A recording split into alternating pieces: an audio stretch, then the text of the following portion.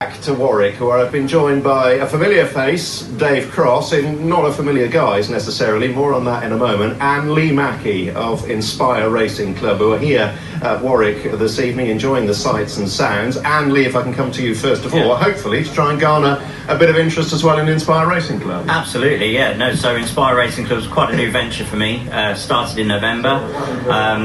Not been going too long, but we've already got 250 members, aiming to get 500 and cap the membership there. And it's been going pretty well so far. A couple of winners last week, obviously gathering a bit of momentum now. And Dave, how did you get involved in Inspire Racing Club in the It was true trainer Brian Barr. I was looking for a sponsor there just at the turn of the year, and he suggested Lee. I gave him a phone call and came up with a plan. I thought I could help him. Obviously the club had only just started out, and between meeting corporate hospitality people at the races and between social media and that, I thought I could get him up to 500, and halfway through, we're 6 months into it now, and we have 250, and the club is gathering great momentum now, and hopefully we can get him up to 500 and I can be a man of my word. And how many horses you got at the moment, Lee? 10 horses currently, spread between 4 trainers. Got a mixture of flat, jump, dual purpose, even got a mare in foal, so we've got something for everything at the minute. And as well as sponsoring Dave, I think you sponsor Tom Garner as well, is that right? We do indeed, yeah. So we've got both of them on board, so there's a bit of competition going. Is there? Do they get shared out equally, these rides? Well, I don't think I've even ridden a horse for Lee yet. He seems to give Tom all the rides, so we'll have to sort that out. But as long as the club's doing well, that's the main thing. It doesn't matter who's riding the horses, as long as we're getting winners, that's what it's all about. And we've had our first 2 and Lee's first one 2 weeks ago, so he's got a great buzz off it, and this club is going to get bigger and bigger. Like when we get to 500, we'll be able to put more money back into the horses and get up more quality type of horses, and and to dream with, in a couple of years' time to have real top-class horses that we can go to Ascot and Cheltenham with, even though we have an entry for Ascot this year, a filly of Brian Barr's, whose name escapes me. Hats off. She's been placed twice, little 2-year-old chestnut filly. She's only a little pony, but she tries her heart out, and she's the type of filly now that she'll go to Royal Ascot and it's going to give the members a great day out, please God. That's a dream, isn't it? To get a Royal Ascot runner in within the first 6 months of getting going. Oh, absolutely, it is a dream come true. Most owners, that's their goal, and we were lucky enough to buy a yearling. We broke her in. She ran in the Brocklesby. She came 5th. Southall, she came 3rd. Salisbury came 2nd in a Class 3, and onwards and upwards. So we're going to make the Ascot entry into the Queen Mary's, and she should do well.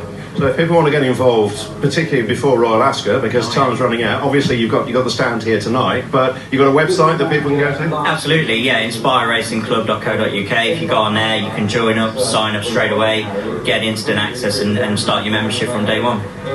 Dave, just looking at you at the moment, it looks as though it might be a week or 2 before you're getting a ride for Lee anyway. Just talk us through the injury. What happened? It happened at Huntingdon the other day. I was riding a horse for Giant Smiley in the bumper. She ran 10 days before that, and she actually ran off the course with Paige Fuller at Stratford.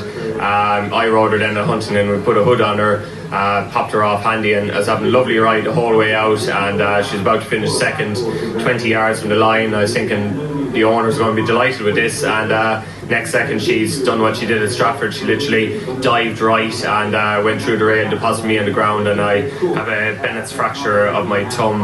I could see it straight away. It was dislocated and obviously broken as well. I had an operation last night in Swindon, and they were telling me it was going to be 3 months before that, but now like any jockey, I've divided up in 2, and I'll be hopefully back after 6 weeks now. I still got a few to ride away during the summer, and some nice horses next year, but I'll make sure it's right before I'm back, but I'll be looking for middle of July now.